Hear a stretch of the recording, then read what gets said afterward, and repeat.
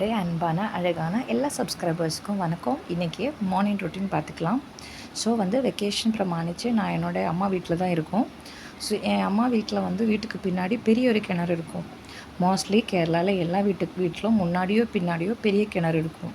நம்ம வீட்டுக்கு தேவையான குடிக்கிறதுக்கும் மற்ற எல்லாத்துக்குமே இருக்கிற தண்ணியோட ப்ரைமரி சோர்ஸ் இந்த கிணறாக தான் இருக்கும். ஸோ எங்களுக்கு கரண்டு போனாலோ இல்லைன்னா இப்போ கேன் வாட்டர் வரணும்னு ஒரு அவசியமே இல்லை. அது ஒரு பெரிய பிளெஸ்ஸிங்காக தான் நினைக்கிறோம். அப்புறம் எப்போவுமே சொல்கிற மாதிரி ஒரு கட்டஞ்சாயம் காலையில் எழுந்திரிச்சு கட்டஞ்சாயம் குடிக்கணும். அது மஸ்ட்டு தான். அதே மாதிரி ஈவினிங்கும் கட்டஞ்சாயம் குடித்து முடித்த உடனே போயிட்டு மாங்காயெல்லாம் மழையில் நிறைய விழுந்து கிடந்துச்சு. மாம்பழம்லாம் எடுத்துகிட்டு வந்தோம். ஸோ இன்றைக்கி புட்டும் கடலைக்கறியும் தான். கடலைக்கறிக்கு தேவையான தேங்காய் எடுத்து இதை ஓப்பன் பண்ணி கொடுக்கணும் அம்மாவுக்கு. ஸோ அதனால் சரி அப்படியே வீடியோ எடுக்கலான்னு சொல்லிட்டு போனால் ஒரு கையில் தேங்காய் பிடிச்சிட்டு வீடியோ எடுக்க முடியல.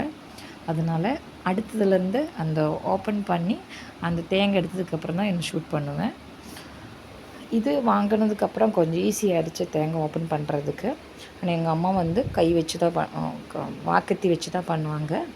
ஸோ எப்போவுமே ஒன்று இல்லைன்னா 2 தேங்காய் கேரளாவில் ஆல்மோஸ்ட் எல்லா வீட்லையும் யூஸ் பண்ணுவாங்க.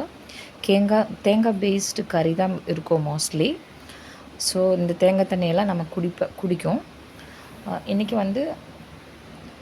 தேங்காய் கடலை குழம்புக்கு அரைக்கணும்.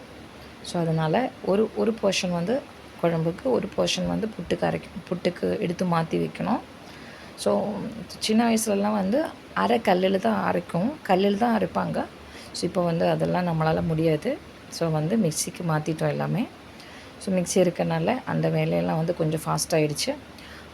அந்த பழைய காலத்துலாம் ரொம்ப கஷ்டம். ஏன்னா கல் வச்சு ரொம்ப நேரம் அரைச்சிட்டு இருக்கணும். இதெல்லாம் ஆல்மோஸ்ட்டு தேங்காய் எல்லா குழம்புலும் போடுறதுனால இந்த தேங்காய் துருவுறது அரைக்கிறதே ஒரு சைக்கிளாகவே போயிட்டுருக்கும் எல்லா வீட்டிலும். ரொம்ப கஷ்டம் அப்போல்லாம். இப்போ அரைச்சி முடிச்சிட்டோம். அடுத்தது புட்டுக்கு தேவையான பொடி தண்ணி ஊற்றி நல்லா மிக்ஸ் பண்ணி கொஞ்ச நேரம் வைக்கணும். மினிமம் ஒரு 1/2 hour வைக்கணும். அதுக்கப்புறம் புட்டு செஞ்சால் தான் அது சாஃப்டாக இருக்கும். இது அஜ்மின்னு சொல்கிற ஒரு பிராண்டு. இது தமிழ்நாட்டில் கிடைக்காது, கேரளாவில் கிடைக்கும். ரொம்ப ஃபேமஸ்ஸு. இந்த புட்டு ரொம்ப சாஃப்டாக இருக்கும். அதே மாதிரி ரொம்ப வாசமாக இருக்கும். அந்த புட்டுக்குன்னே அந்த வாசம் எதுக்கு இருக்கும். மற்ற பிராண்டெல்லாம் வச்சு புட்டு செஞ்சால் அந்த பொடி அந்தளவுக்கு வாசமாக இருக்காது. இப்போ தேவையான அளவுக்கு உப்பு போட்டுட்டு, பொடி உப்பு தான், தூள் உப்பு தான் போட்டிருக்கா. அந்த தூள் உப்பு போட்டுட்டு கை வச்சு ஓரளவுக்கு மிக்ஸ் பண்ணி தண்ணி ஊற்றி நல்லா பிசையணும். நல்லா பிசைஞ்சிட்டு ஒரு 1/2 hour அப்படியே விட்டால் தான் அது அந்த பெர்ஃபெக்டாக அந்த புட்டு செய்கிற அளவுக்கு வரும். இந்த புட்டில் தண்ணி ஊற்றுறது கரெக்டாக பண்ணணும். ஆனால் எனக்கு இன்றைக்கி வரைக்கும் அது பண்ண தெரியாது. சம்டைம்ஸ் அதிகமாகிடும், இல்லைன்னா கம்மியாகிடும்.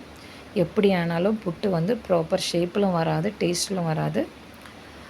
அப்புறம் அது கொஞ்சம் நேரம் வச்சுட்டோம்.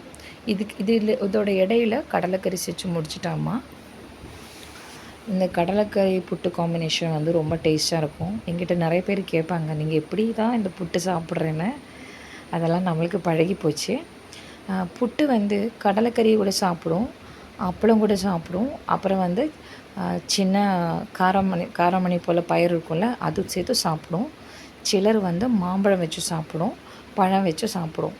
எப்படி சாப்பிட்டாலும் ஒவ்வொரு டிஷ்ஷுக்கு ஏற்ற மாதிரி புட்டோட டேஸ்ட்டு மாறிக்கிட்டே இருக்கும். ஆனால் புட்டு கேரளாவில் ஆல்மோஸ்ட் எல்லா வீட்டிலும் ஒரு ப்ரைமரியான ஃபுட்டு பிரேக்ஃபாஸ்ட்டில் கண்டிப்பாக இருக்கும். நீங்கள் எப்போது கேரளாவுக்கு ட்ரிப்பு வரும்னா கண்டிப்பாக புட்டு சாப்பிடுங்க. புட்டு கடலைக்கறி சாப்பிட்டு பாருங்கள், ரொம்ப டேஸ்ட்டாக இருக்கும். அதே மாதிரி ரொம்ப ஹெல்த்தியான ஒரு பிரேக்ஃபாஸ்ட் ஆப்ஷனும் புட்டு தான். இப்போ நான் காலையில் சாப்பிட போகிறோம். புட்டு கடலைக்கறி தான் நான் சாப்பிட்றேன். பசங்களுக்கு புட்டு மாம்பழம் சொன்னாங்க. எங்கள் வீட்டில் மாங்காய் மரம் இருக்கனால டெய்லி நம்மளுக்கு மாம்பழம் கிடச்சிட்டே இருக்கும். ஸோ இந்த நல்ல பழுத்த பழம் வச்சுட்டு புட்டில் பிசைஞ்சு சாப்பிட்டா பசங்களுக்கு ரொம்ப பிடிக்கும், ரொம்ப டேஸ்டியும் கூட. அவ்வளோதான், இன்றைக்கி பிரேக்ஃபாஸ்ட்டை முடிஞ்சிச்சு. நன்றி.